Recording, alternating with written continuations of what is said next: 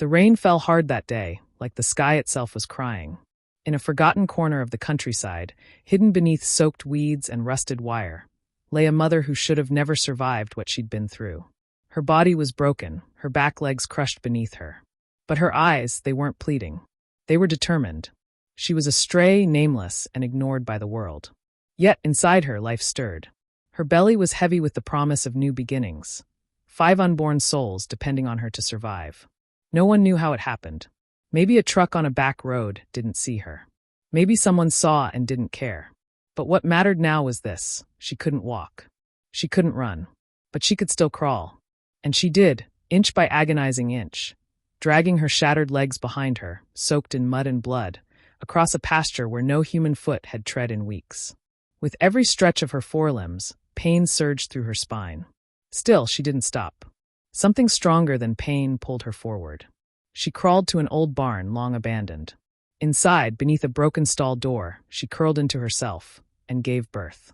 5 tiny whimpers filled the cold silence. She licked each one gently, her body trembling. The babies nuzzled close to her warmth. Her milk barely flowed, but it was enough for now. She stayed awake for hours, watching them, even as her body screamed for rest. By the second day, the real challenge began. Her food was gone. Her body, already weak, began to shut down. The barn was cold and the rain hadn't stopped. She tried to leave, to find something to eat, but she couldn't go far. Her broken limbs dragged like anchors. She fell twice before making it 10 feet. But she returned. Always returned. Her babies needed her. That's where Anna came in. Anna was a young woman who worked at a nearby shelter. She had a habit of taking long walks on weekends, hoping to spot any stray or injured animals. That Sunday, she followed a trail of paw prints she almost missed, smudged in mud, erratic, like the animal that made them could barely stand. She followed them to the barn. At first, she thought it was empty. But then she saw the eyes, golden, wide, and alert, staring at her from the shadows. "Hey there," Anna whispered, heart racing. The dog didn't bark, didn't growl. She only lowered her head protectively over the squirming puppies. Anna took a slow step forward and froze. That's when she saw the legs. "Oh my God," she gasped. She dialed the rescue team with shaking fingers, her voice cracking as she tried to explain. "She can't walk. She has babies. She's been like this for days. Please hurry." While she waited, she spoke softly. She tossed a granola bar from her pocket, just close enough. The mother didn't move at first. But then, with a trembling paw, she pulled the food closer. Ate it in silence, never taking her eyes off Anna. When the rescuers arrived, it wasn't easy. The mother refused to leave her puppies. She whimpered, clawed, and struggled when they tried to lift her. In the end, Anna knelt beside her and made a promise. "I'll keep them together. I swear." It was enough. They named her Mira. She was taken straight to the emergency vet. Her legs were beyond repair. But Mira didn't cry, not once. She only looked around for her pups until they brought them in one by one. Then she closed her eyes, finally letting herself rest. But rest wouldn't last long. Myra's journey was far from over. To be continued in part 2. Myra's second night at the shelter was filled with quiet whimpers, not from her, but from the puppies. They missed the warmth of her side, the smell of her fur, and the comfort of her breath. Despite the hospital bed and soft blankets, it wasn't home. Anna stayed late. She couldn't bring herself to leave. Something about Myra's eyes, still fierce even in weakness, held her there. Dr. Lewis, the on-call vet, walked in with a clipboard and a heavy heart. Her spinal damage is irreversible. Her legs won't recover. But she's fighting. Her vitals are stable, and she's eating again. Anna nodded. "So she can live, just not walk." "With a wheelchair, yes," Dr. Lewis replied gently. "But we'll need to monitor her closely. Infection is still a threat." Mira didn't know what they were saying, but she felt something, shifts in the air, the sounds of hearts breaking and hoping all at once. Her pups were moved to a warmer enclosure nearby. The staff made sure they were never more than a few feet apart.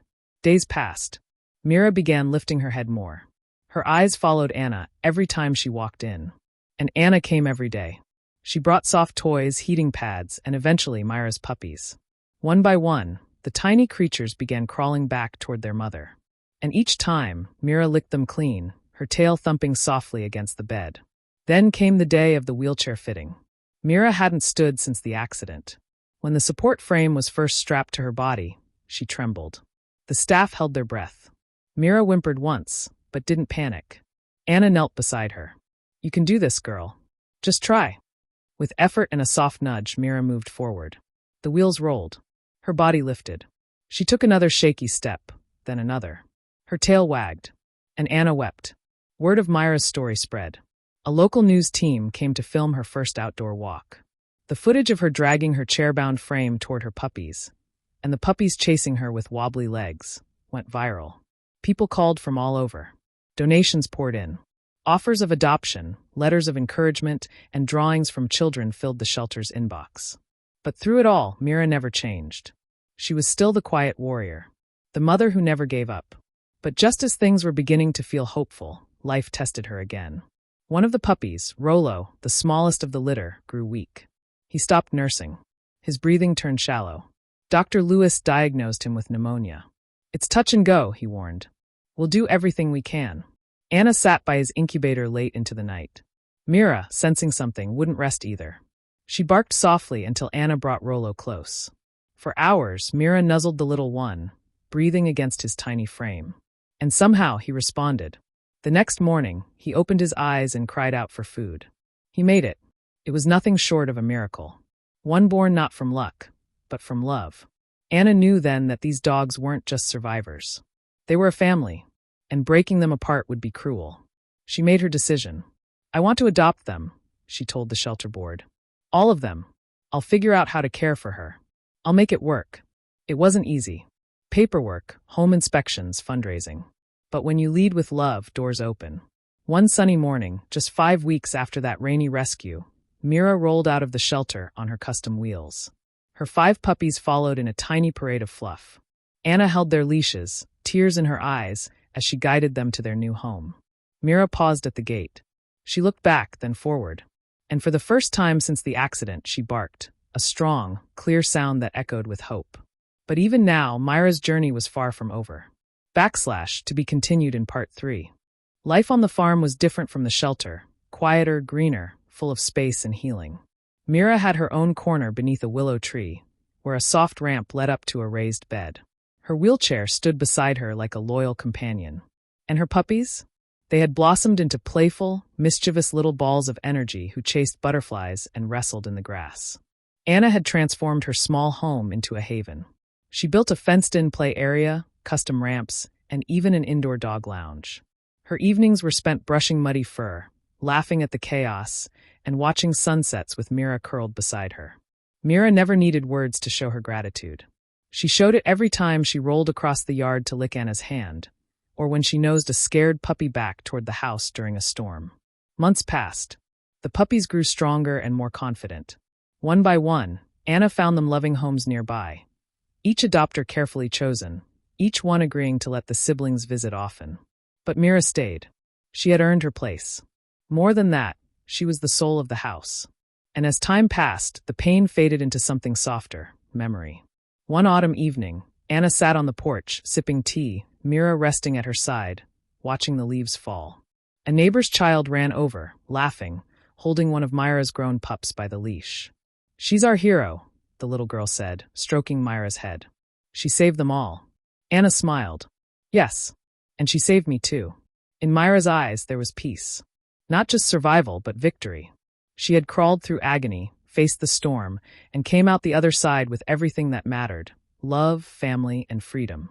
And that's where the story gently closes, not with sorrow, but with sunrise. Because sometimes the most broken among us carry the fiercest love. And sometimes the ones no one wanted turn out to be the greatest gift of all. True strength isn't in how fast you run or how high you jump. It's in how fiercely you love, even when it hurts.